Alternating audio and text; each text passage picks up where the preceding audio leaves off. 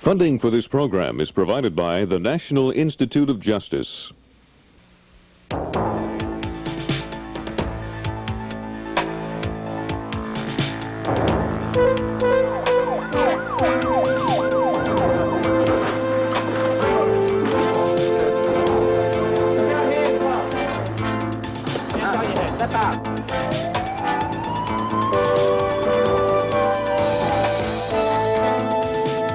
Function in 19 years in Texas Department of Corrections.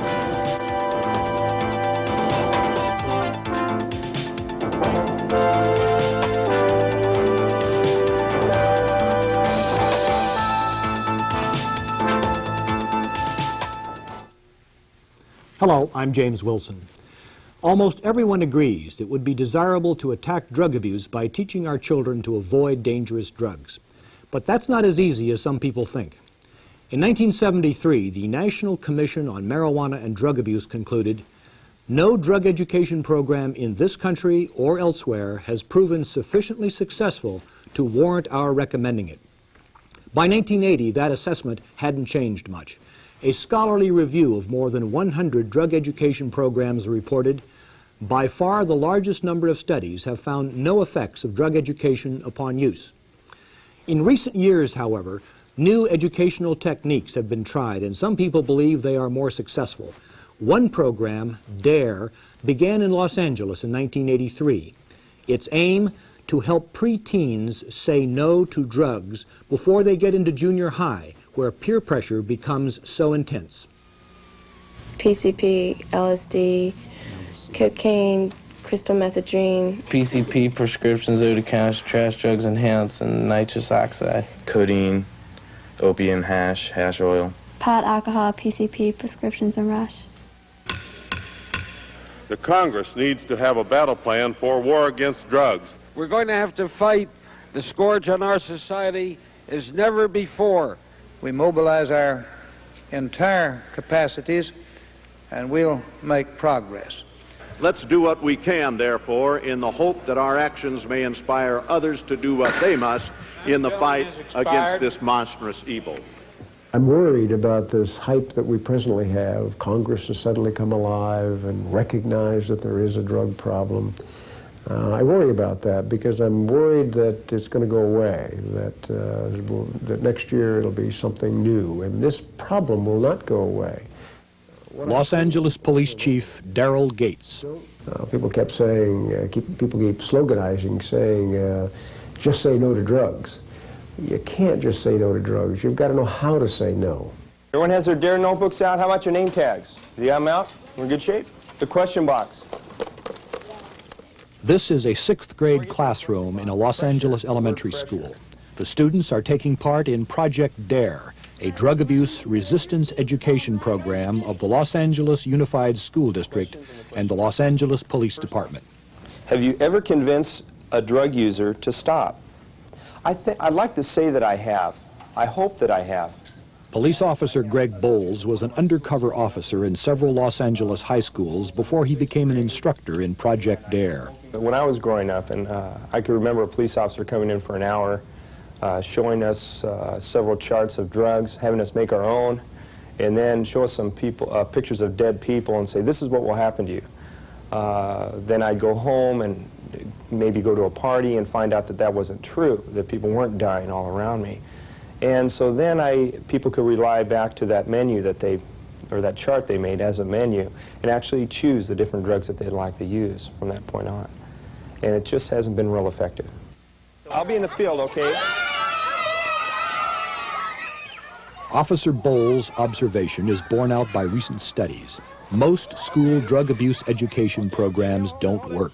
Okay, now who's up? Don't run around, don't run around. The DARE project is currently directed at children from kindergarten to the 7th grade. The instructors are all Los Angeles police officers. The police officers provide credibility. The fact that that young people relate to police officers is going to have more impact and greater impact than just getting kids to say no. As they go through that process of becoming civilized citizens, that socialization that takes place with that police officer is going to be very important to that civilizing process that they go through. Then I told you that pressure comes from 4 different sources. Where does it come from?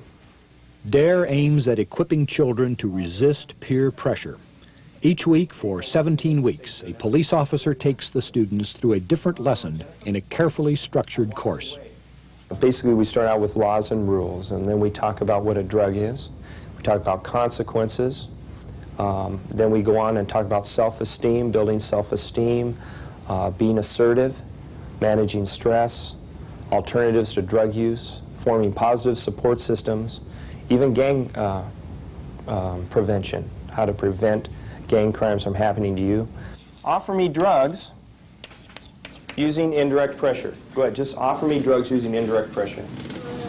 My friend's having a party tonight, and we're gonna smoke dope, and we're gonna have all this marijuana all over the place. Do you wanna come? Right, good, indirect peer pressure.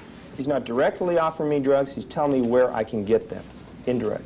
What's the second? There's a noticeable change in the children. They're more freer about speaking about drugs. They're aware of the harmful effects of drugs, and they even remind adults that they shouldn't have caffeine in their coffee. So they're Mrs. Coralite Whitcomb is the regular classroom teacher. And remember, my children as 6th graders are going on to junior high school. And if you talk to 6th graders, the greatest fear that they have is being approached in junior high school and not knowing what to say. Now, what we saw today was Greg, or Officer Bowles, giving us techniques of how to say no. That's their most difficult, that's their worry. How am I going to say no? So that's why he has them practice it. Hey, Veronica, want to smoke a joint? Oh, no, thanks. Good. Now, what technique did she use? Well, no, it's not walking away. It was saying no thanks. Thank you. Thank you. Give him a hand. Do a good job. The feeling really was that kids are able to say no right from almost the beginning, but it gets harder and harder as they have to say no to their friends. Let's take peer pressure now and break it into 4 types. DARE began 3 years ago as an experiment with 10 officers in 50 schools. Now the project, funded by the Los Angeles Police Department, is in every school in the district. That is taking about 60 police officers off the streets of the city of Los Angeles, but I think they're doing more in the educational program than they would if they were on the streets in everyday police work. You've learned the words. You've learned about what the pressures are, don't you? You know what the pressures are? You know how to identify them. You know the words. You guys did great today. I'm real proud of you. You're really learning. Practice what you've learned, but then you're going to learn more to go along with it, to give you some confidence, to feel good about yourself, to be able to stand up and say no. Okay? With me now to discuss these matters are Lieutenant Stephen Leinen, coordinator of the School Program to Educate and Control Drug Abuse in New York City, SPECTA. Dr. Michael Goodstad, head of the Education Research Program at the Education Research Foundation in Toronto, Canada, and Joyce Nalepka, president of the National Federation of Parents for Drug-Free Youth. Lieutenant Leinen, you've seen this account of the DARE program in Los Angeles. How does your program in New York compare to it? Well, our program is pretty much the same as the DARE program in the sense that the curriculum is very similar to our curriculum. There are several differences, however. I think most importantly, we make our presentation to the kids in the classes with drug counselors that work for the Board of Education. We don't go in alone. We have a team concept, and we go in with the drug counselors. Also, although our focus, like the DARE program, is on the 5th and 6th grade, we present a 16-week curriculum to the kids. And we also go into the high schools. I see. Now, is the focus of this educational effort teaching children to resist peer pressure? Is that seen to be the key? Yes, it is. What other ways are you familiar with that you might use drug education? For example, the Los Angeles officer said that scare facts about the consequences of drug abuse don't seem to work. Is that your experience as well? We also share the same feeling. We shy away from scare tactics. Although we do talk about, one of our sessions is the consequences of drugs. but we do shy away from the scare tactics. Do you feel that this program is working? Yes, I absolutely do. How do you know that it's working? Well, my contact with the kids in the classrooms. As a coordinator of the program, I'm in charge of half of the city, half of the school districts in the city, and I've been in hundreds and hundreds of classrooms. And I've watched the kids respond. I've watched them react to the police officers. I've watched them react on the last day when they're given diplomas, and I've seen some kids even cry in a classroom when the program is over. My gut reaction is that we've reached a substantial portion of the kids, and we have reached them to the extent that we've gotten them to be able to resist the use of drugs and to say no to drugs. Have you undertaken any formal evaluation or study of the consequences? Yes, we did. In 1985, the John Jay College Criminal Justice Institute went into our schools and spent approximately 2 months evaluating the program. And I might add that it was a very positive evaluation in the sense that the Institute found that the attitudes of the kids that they observed and interviewed had changed substantially. The attitudes had changed, but did they look at the question of whether later on, when the children are older, they had in fact begun to resist using drugs? No. The program was the evaluation of the program was too short. It was only in 2 months in length, and unfortunately it was not able to measure effectively any behavioral changes.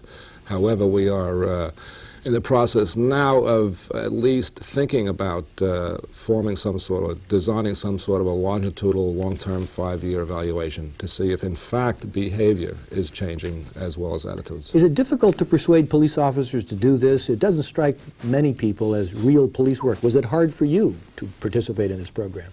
No, it wasn't, because I felt that it was a very positive program to begin with, and we had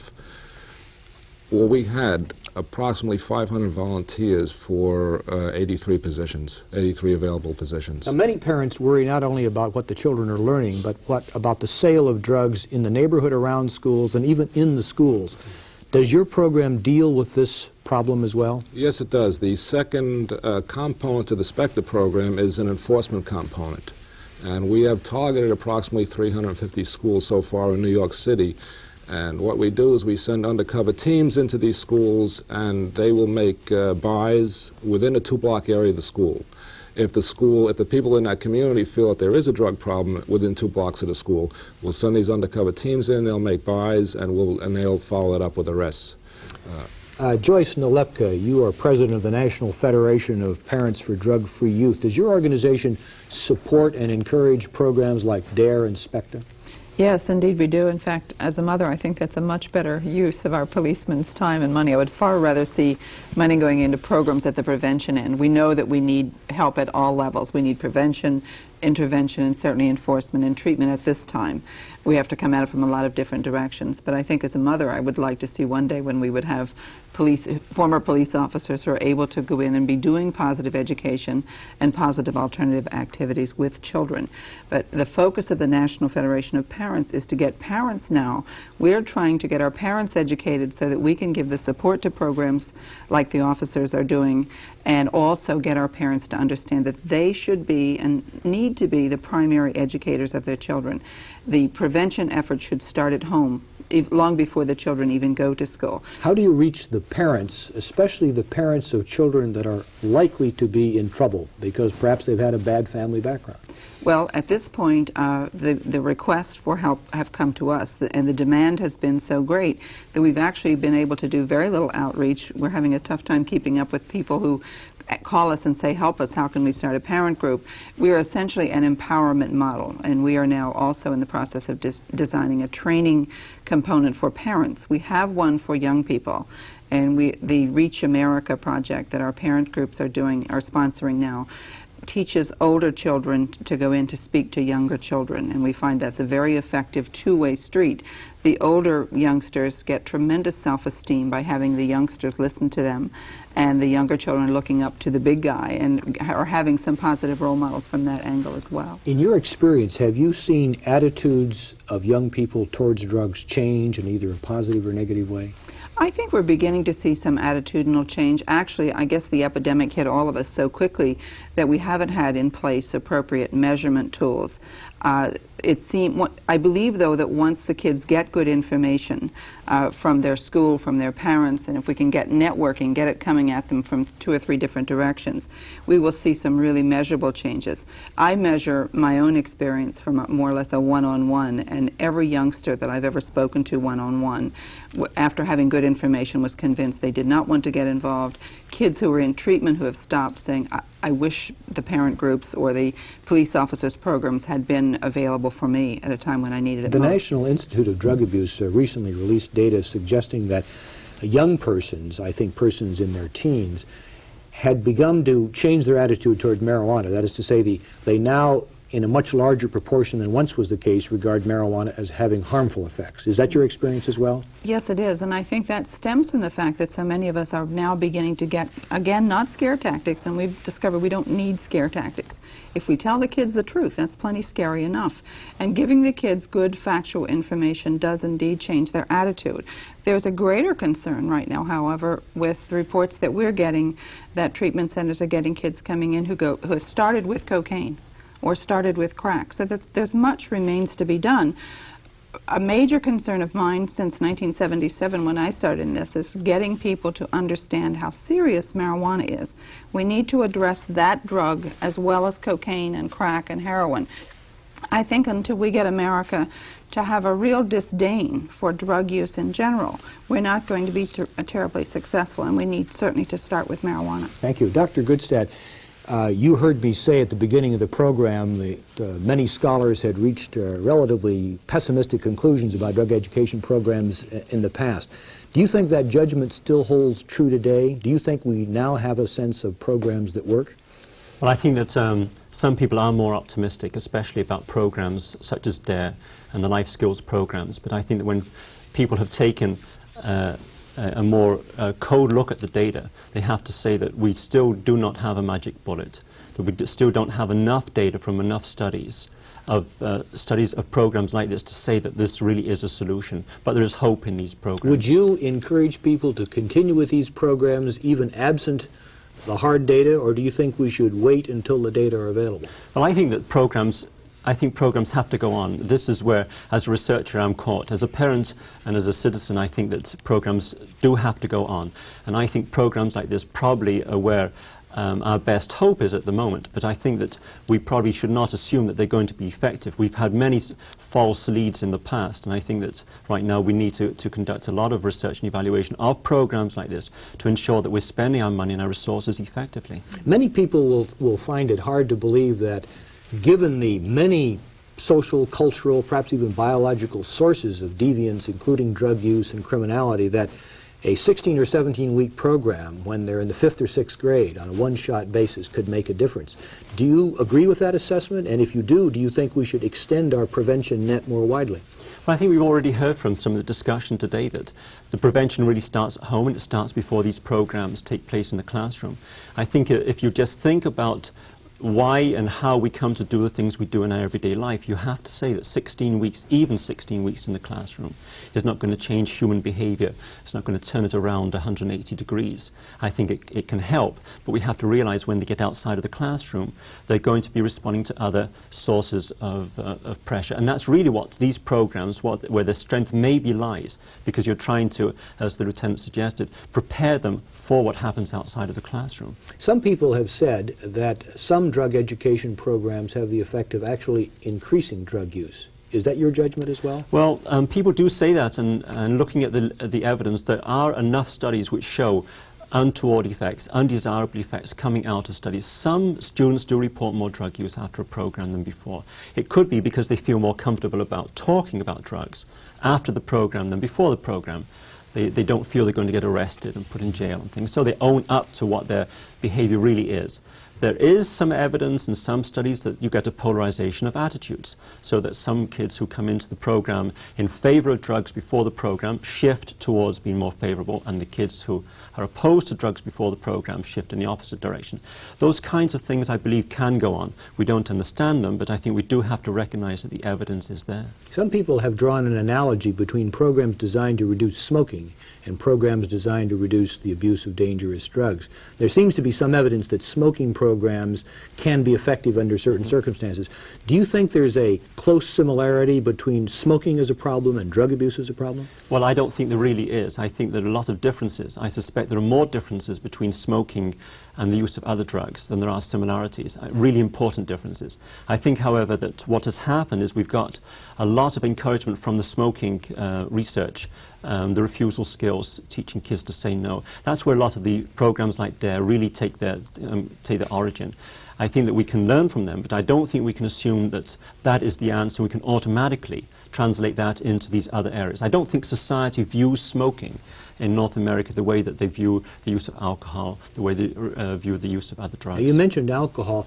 When we talk about drug education, we often think of heroin or cocaine or crack, but alcohol, of course, is a drug. Do you think that these programs ought to include explicitly alcohol as one of the dangerous substances? Well, I think they should include alcohol. You might want to deal with them separately. I think in practical terms, when you probably do talk about them separately in the way that you talk about heroin separately from marijuana and so on.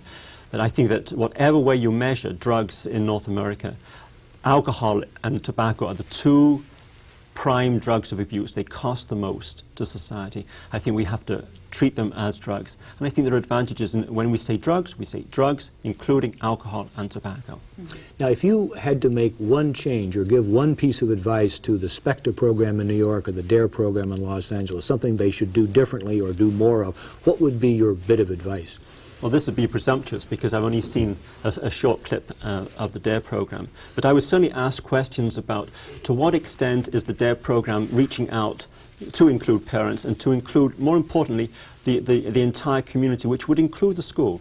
To what extent are the norms of society involved here? Are we trying to establish an environment in which drugs are not acceptable, which includes the use of drugs by teachers and the use of drugs by parents? Let's ask Lieutenant Leinen that question. Lieutenant Leinen, do you try to reach out beyond the classroom to involve parents in your program? Absolutely, Jim. In fact, as a matter of fact, a third component, and a very important one I might add, to the SPECTA program are parent workshops.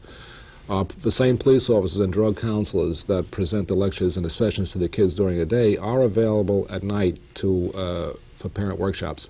And we've been at least 1,000 parent workshops, if not more, in the last year and a half. Do you think that you're reaching the parents who really need to be reached, or only those who are really already concerned? No, I think we're reaching both segments of the community. The parents that are somewhat aware of drugs and the harmful properties of drugs are attending these parent workshops, and also parents who don't seem to know all that much about the harmful effects of drugs. Is that your experience as well, Joyce, in reaching parents? Yes, it is, and I think what we all understand is that we are never going to reach all parents or all police or all school teachers. But if 10 of us can network and go into a school and make a school a better place for those children. What do you mean by network? Explain. Okay, working together. Parents can say, look, I support your program. I want to work with you as a principal. I know you don't want drugs in your schools. I certainly am telling my children at home, no drugs, including alcohol. And when we're talking about children, alcohol is an illegal drug for them, as well as marijuana and the others. So we do include them. But we want to help you as a principal. This is what we know. How can we work together? And we counsel our parents to go in a non-blaming way. And that's something we all had to learn. In 1977, when it scared us the most, everyone wanted to look for someone to blame. We now know there's plenty of blame to go around, and we waste time if that's the way we operate. So we try to get our parents and the police and the school principals all working together for drug-free youth, bring in the churches and the synagogues and the service organizations. Let me just interrupt for a moment. Suppose a child is in Steve Leinen's drug education program, SPECTA, and he goes home. The parents have been to the workshop, but at home he sees the parents having drinks in the evening, smoking during the day, going to parties on the weekend. Does this undermine what the lieutenant is trying to do in the schools? Well, we're hopeful that in the long range, parents will also begin looking at being better role models. But we also, I guess, realistically have to understand that there are some things adults can do that children can't do. We hope that parents who choose to use alcohol do it responsibly and certainly don't drink and drive kind of messages. There are ways that it has to be separated. There's no perfect way for us to do it, I guess, is what I'm trying to say. We're hoping that the natural fallout, when parents get more information, they'll begin saying, wait a minute, what kind of an example am I making for this child? And we counsel our parents that the most effective drug prevention tool is probably in just about every home in this country, and that's the telephone. We ask them to please pick it up and call together the parents of just your child's friendship circle. Start there with that small group and decide what you can do to protect your children, the 10 of you or 6 of you, and then move into the school and begin the rest of this networking. Michael, you've heard this enthusiasm, and I think you've shared a belief that this may be the right direction, but you said we didn't really know. Could you tell us what would be the characteristics of a really good evaluation program that would tell us whether or not we're on the right track?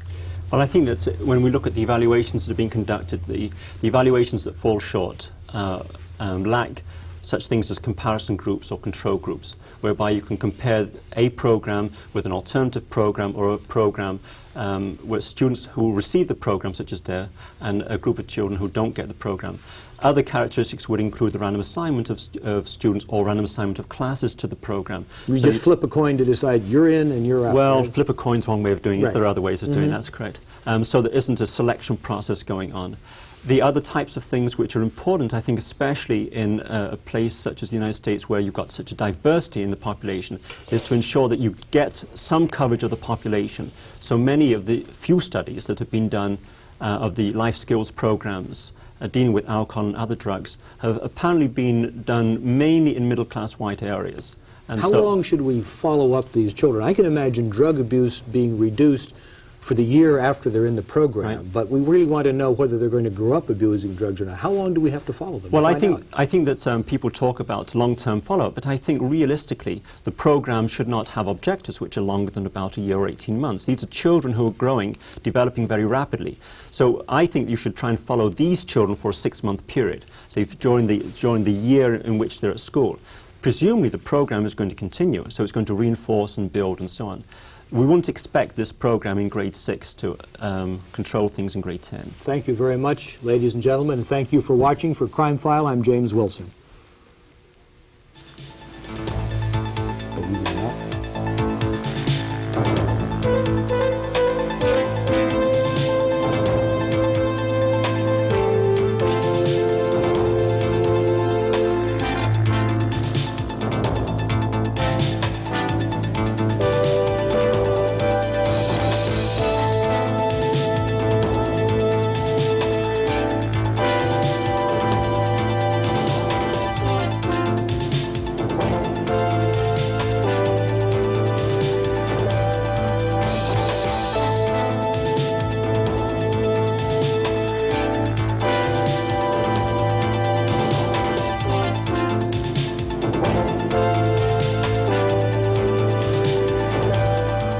Funding for this program was provided by the National Institute of Justice.